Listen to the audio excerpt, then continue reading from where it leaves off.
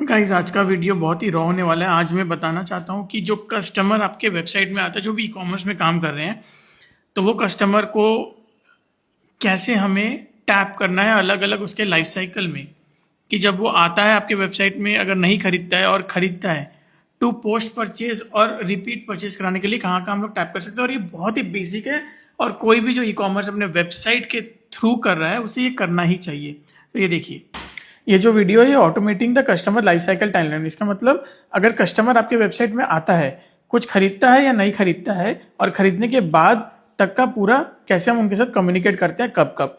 तो मान लीजिए कस्टमर आया, कुछ खरीदा नहीं, तो उसका मतलब हो गया ब्राउज अबैंडन। वो अबैंडन करके चला गया ब्राउज करते हुए। तो उसे हम ईमेल में कुछ सिमिलर प्रोडक्ट्स बताएंगे और सिमिलर इमीडिएटली बताएंगे, ईमेल भेज देंगे। वो ट्रिगर्स होते हैं। वो क्या होता है कि जब कस्टमर आपके वेबसाइट में आता है, अगर आपके सॉफ्टवेयर इंस्टॉल्ड है तो वो मैसेजिंग आप आ जाता है कि ये कस्टमर आया है और ख़रीदा नहीं, तो वो उससे पता चल जाता है। तो इसमें कोई बहुत बड़ा हेडेक नहीं है पता करना, वो सॉफ्टवेयर के थ्रू होता है। तो आप उसकी टेंशन मत लीजिए। अब ये समझिए कि कब कस्टमर क्या एक्टिविटी करता है जिसके कारण हमें उसे क्या मैसेजिंग करना है। तो ब्राउज अबैंडन मतलब कस्टमर आया, ब्राउज किया, बट अबैंडन करके चला गया, कुछ खरीदा नहीं।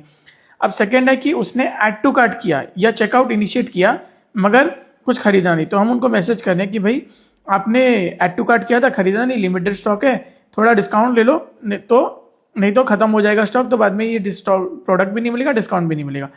और अब देखते हैं कि अगर उसने खरीद लिया है तो खरीदने के बाद क्या होता है कि आपने जब उस प्रोडक्ट को डिलीवर कर दिया है तो उसको मैसेज कर रहे हैं कि ये देखिए आपने प्रोडक्ट खरीदा था, 5 दिन हो गए हैं, तो इसका थोड़ा आप मेरे को फीडबैक दे दीजिए। और फॉर एग्जांपल जस्ट लाइक अभी खरीदा तो आप और उसने सीओडी ऑर्डर किया, तो आप उनको क्या बोलेंगे कि सीओडी से आप प्रीपेड कर लीजिए, आपको 5% का एक्स्ट्रा ऑफ देते हैं।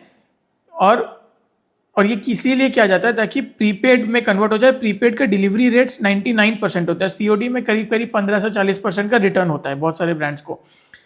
अब मान लीजिए उन्होंने खरीद लिया, तो 30 से 45 दिन के बाद, डिपेंडिंग ऑन कि आपका प्रोडक्ट कितने दिन चलता है, तो उनको हम लोग मैसेज करें कि भाई आपने खरीदा था, 1 महीना हो गया, आपका प्रोडक्ट खत्म होने वाला होगा, तो अब आप वापस खरीद लीजिए। और कुछ ऑफर्स भी उनको दे सकते हैं यहाँ पे, लाइक बाई 2 गेट 1 फ्री, या अगर आप 4 यूनिट खरीदते हैं या फिर 999 के ऊपर प्रोडक्ट खरीदते हैं तो आपको कुछ ऑफ मिलेगा।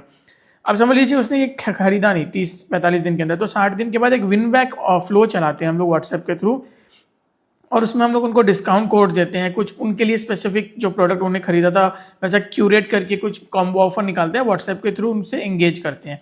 तो ये होता है कि कैसे हम लोग कस्टमर को उसके लाइफ साइकिल टाइमलाइन में अलग अलग तरीके से उसके एक्टिविटी के बेस के हिसाब से उसे हम लोग टारगेट करते हैं। तो ये था बहुत ही रॉ वीडियो, कस्टमर टाइमलाइन में कैसे उसके साथ हमें बात करनी चाहिए ताकि हम लोगों का ऑर्डर्स बढ़े, प्रीपेड शेयर बढ़े, और कस्टमर जो हमसे एक बार खरीद चुका है वो रिपीट खरीदे, क्योंकि रिपीट ही ऐसा एक मेट्रिक है जो आपके बिजनेस को प्रॉफिटेबल बनाएगा। और रिपीट जब ऑर्डर कस्टमर करता है तो वो बहुत ही कम रेट, बहुत ही कम चार्जेस में जो मार्केटिंग के आपके लगते हैं वो रिपीट हो जाता है। अगर आप नए कस्टमर बनाने जाते हैं तो वो बहुत ज़्यादा खर्च होता है, और रिपीट बहुत इजीली बन जाता है अगर आपका प्रोडक्ट क्वालिटी सही है तभी। तो तभी की मतलब वो तो डिफॉल्ट है कि प्रोडक्ट तो सही होना ही पड़ेगा। अगर प्रोडक्ट सही नहीं है तो यू कैन नेवर एक्सपेक्ट कि रिपीट्स आएंगे। Alright, so for this kind of information follow करिए, शेयर कीजिए वीडियो को। और कुछ क्वेश्चंस है इसके बारे में तो कमेंट्स में आप पूछ सकते हैं, और कमेंट्स में नहीं पूछना तो डीएम भी कर सकते हैं।